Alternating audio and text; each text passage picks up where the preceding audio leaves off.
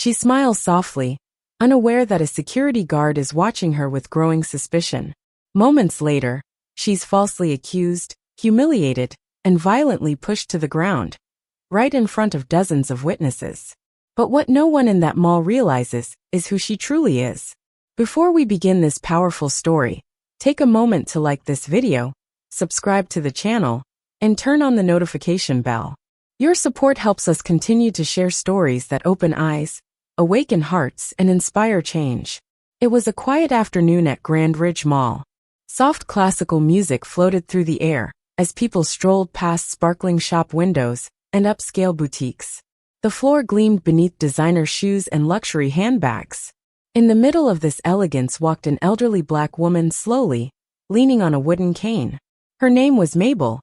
Her silver hair was neatly tied in a bun, and she wore a faded floral dress that looked handmade, with care and love. She stopped in front of a jewelry store, her eyes drawn to a pair of delicate diamond earrings displayed behind thick glass. She wasn't planning to buy them. She just admired beauty, even if it wasn't hers to own. Across the polished floor, a security officer stood near a pillar, watching her every move. His name was Clay. Tall, broad-shouldered, and stern-faced, Clay had worked at the mall for years. People knew him for being overly cautious, especially toward those who didn't look like they belonged in high-end areas. He narrowed his eyes at Mabel, then muttered something into his radio.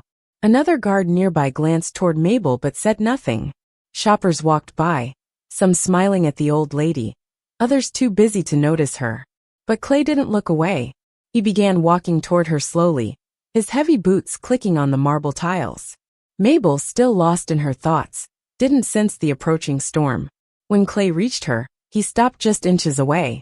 His presence was sharp cold. "Can I help you, ma'am?" he asked, his tone far from kind. Mabel turned, startled but polite. "Oh, I'm just admiring the earrings. They're lovely." Clay didn't smile. He looked at her hands, then at her old purse, then back at her eyes. "This store isn't for browsing. Do you plan to buy anything?" His voice was louder now. A few people slowed their steps to look. Mabel blinked, confused by the question. "No, sir. I was only—" "Move along," he interrupted. But Mabel didn't move right away. Her cane wobbled as she tried to find balance. Clay stepped closer, lowering his voice. "I said move along. Now." The shoppers who had paused now exchanged looks. One woman took out her phone, uncertain if she should start recording. And then, without warning, Clay reached for Mabel's bag. Clay's fingers yanked open Mabel's cloth shopping bag, sending its contents tumbling to the polished floor. A folded shawl, a pair of reading glasses, and a small plastic bottle of water scattered near her feet. Mabel gasped, her hand instinctively going to her chest. "Hey!" she cried, her voice trembling. "That's my bag. What are you doing?" Clay didn't flinch. He crouched and poked through her things with the back of his hand, scanning for something, anything, he could accuse her of. But there was nothing. Just the ordinary belongings of an elderly woman. "You think you're smart?" he muttered under his breath. "Hiding something, aren't you?" "I didn't take anything," Mabel said, tears welling in her eyes. People nearby had started to gather. Some pulled out their phones. A young mother whispered to her daughter to keep walking, but the child turned around, watching the scene unfold. A manager from a nearby boutique stepped out, but hesitated. He saw the uniform. He saw the race. And he turned back inside. Mabel bent down slowly, her joints aching, trying to pick up her glasses. Clay stepped forward and blocked her. "You need to come with me," he barked. "I didn't do anything wrong," she said. "Why are you doing this?" Her voice cracked, filled with confusion and pain. But Clay didn't care. He saw her hesitation as guilt, her age as weakness, and her skin as threat. The security camera above blinked red. Then it happened. Mabel, still trying to stand, lightly pushed against Clay's arm for balance. That single touch was all he needed. In one swift motion, his hand swung out, and the back of it struck Mabel's shoulder hard. She crumpled to the floor. Gasps erupted. "Did he just hit her?" someone shouted. A teenage boy dropped his drink. A woman screamed. Mabel lay on the cold tile, one hand trembling on her cane, the other clutching her side. Clay looked around, suddenly aware of the eyes on him. "She resisted," he declared. "She tried to strike me first." No one moved to help her. But one woman, who had been standing by the fountain across the hall, stepped forward. Her name was Carla, a sales clerk from the bookstore. She knelt beside Mabel, checking her breathing. Her fingers found the emergency contact card in Mabel's purse. Carla dialed the number written next to the words, "My son." The line rang once, twice. Then someone picked up. A deep voice answered, calm but heavy. "This is Lieutenant Harris." Carla's voice was shaky as she spoke into the phone, her eyes darting between Mabel on the ground and the security guard looming above.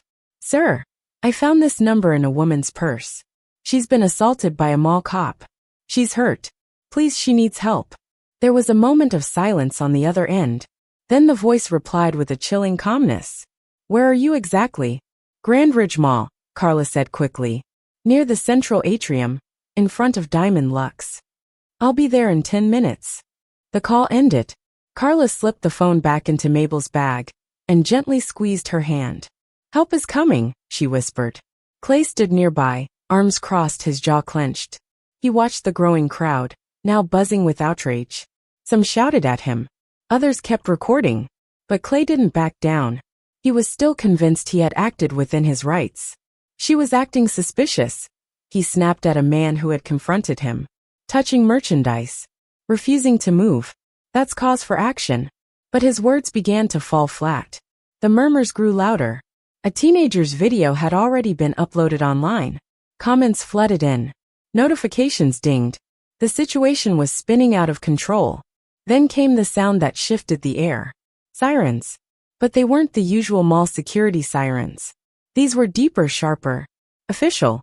A black SUV with tinted windows screeched to a stop just outside the glass entrance. 2 men stepped out first. Suits, earpieces, badges clipped to their belts. They walked quickly, purposefully toward the scene. And then came a third man. Taller than the rest, his steps silent but full of weight. He wore a black overcoat, and his eyes scanned the atrium in one slow, sharp sweep. When he saw Mabel on the floor, something in his expression shifted. But he didn't rush. He walked straight to her side and knelt, his gloved hand touching her shoulder with deep care. "Mama," he said softly. Gasps echoed through the crowd. The officer who had struck her froze in place. The tall man looked up slowly, eyes locking on Clay. And in that moment, the air turned ice cold. Clay's breath caught in his throat. The badge clipped to the tall man's belt reflected the overhead lights, gold polished, unmistakable.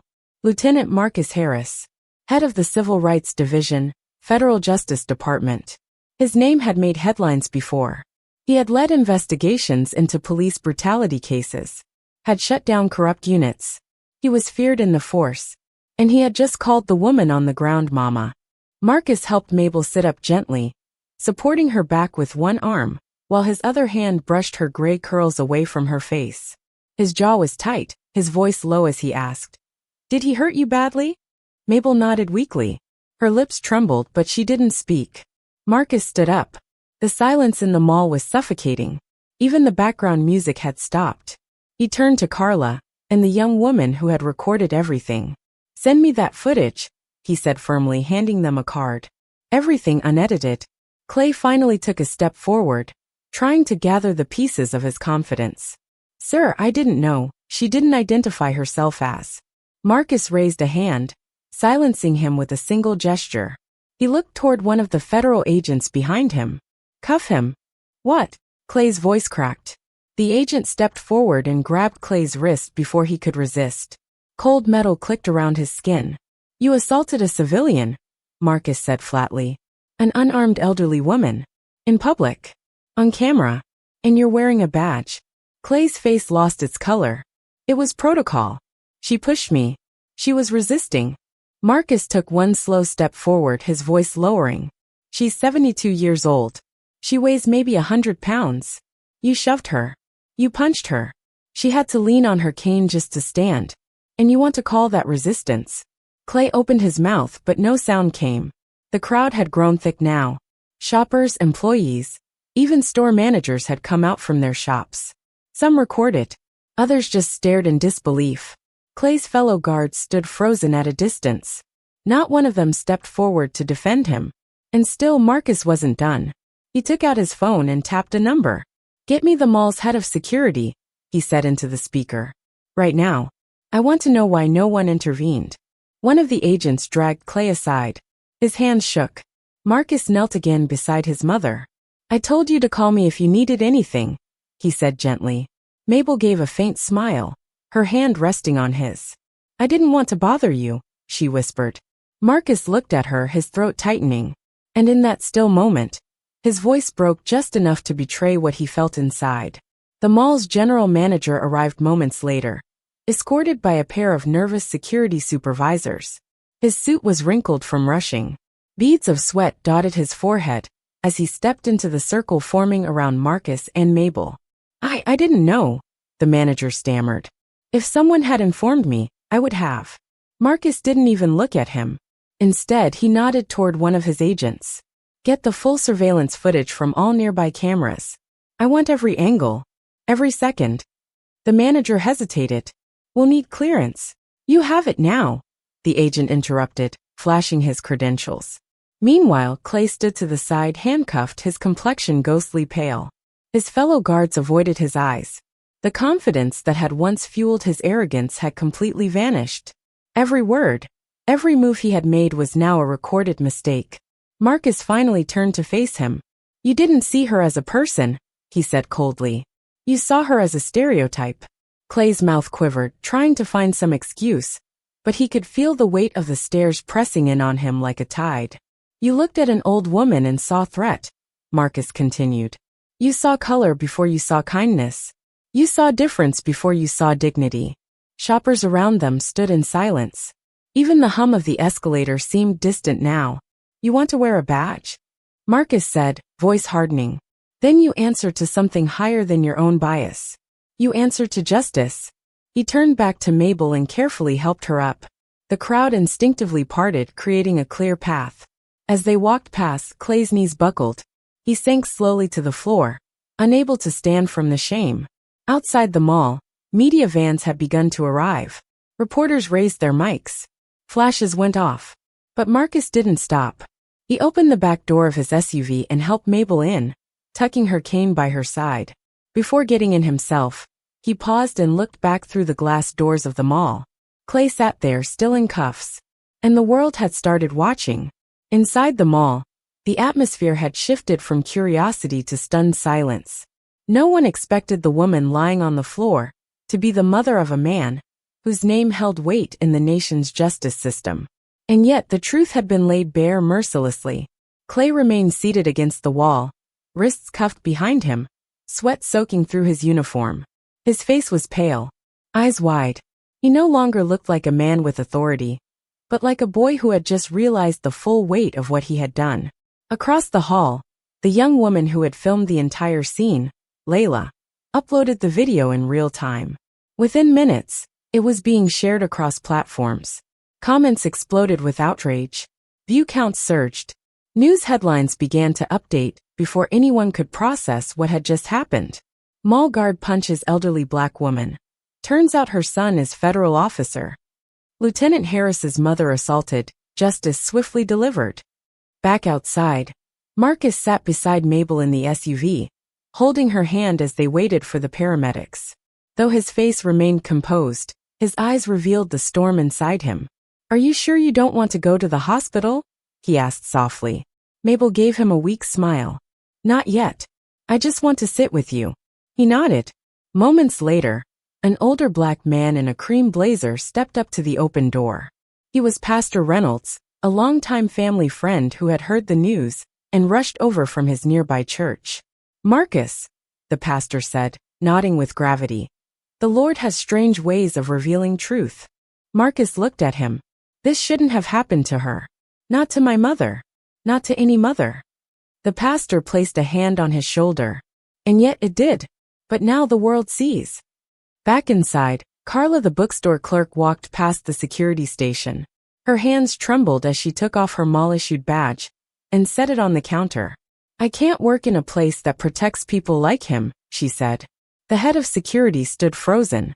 He knew there would be investigations. He knew this would not be buried. The people had seen, and they would remember. But what no one saw coming was what Marcus would do next. Because for him, justice wasn't a press release. It was action.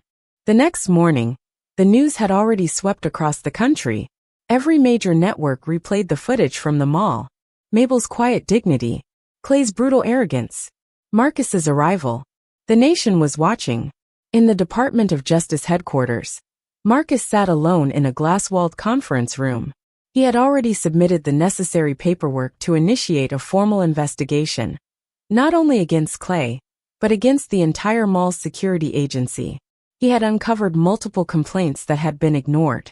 Cases involving profiling, intimidation, harassment, all swept under the rug. But this time, it would not be forgotten. By noon, the federal investigation was underway. At Grand Ridge Mall, a different kind of crowd had gathered. Dozens of people stood quietly near the spot where Mabel had fallen. Some left flowers. Others held handwritten signs that read, "We stand with Mabel." It was no longer about one woman. It was about everyone who had ever been treated as less. Carla, the bookstore clerk, returned to the scene. This time not in uniform, but as part of the growing voice demanding accountability. She was approached by reporters, but she declined interviews. She simply stood near the fountain and looked toward the jewelry store, remembering the moment when silence nearly won. Inside the mall's management office, phones rang nonstop. Tenants threatened to leave. Customers vowed never to return. And behind closed doors, the mall's legal team scrambled to contain the damage. But it was already too late. Marcus did not return to the mall. He had made his stand. His presence, his voice, and his mother's pain had been enough. Now the system would answer. At home, Mabel sat near the window, a soft blanket over her lap. She watched the news with quiet eyes. The world now knew her name. But she didn't want fame. She wanted change. Marcus entered the room, placing a warm cup of tea beside her. "You didn't deserve any of it," he said. Mabel smiled faintly. "I know, but maybe it had to happen, so others wouldn't go through the same." He kissed her forehead and said nothing more. Outside, the wind rustled the autumn leaves. And somewhere across the country, another mother watched. Another son remembered. And the world turned just slightly toward justice. True justice is not measured by how much power a person holds, but by how they choose to use it. Prejudice, when left unchecked, becomes a weapon that harms the innocent and shatters the very foundations of dignity and respect. This story reminds us that every human being, regardless of age, color, or status, deserves to be seen with compassion, not suspicion. When arrogance and racism blind those in authority, the consequences ripple far beyond the moment. But justice, even when delayed, has a way of revealing itself through those who refuse to stay silent. Let this be a lesson. The strength of a society lies not in how it treats the powerful, but in how it protects the vulnerable.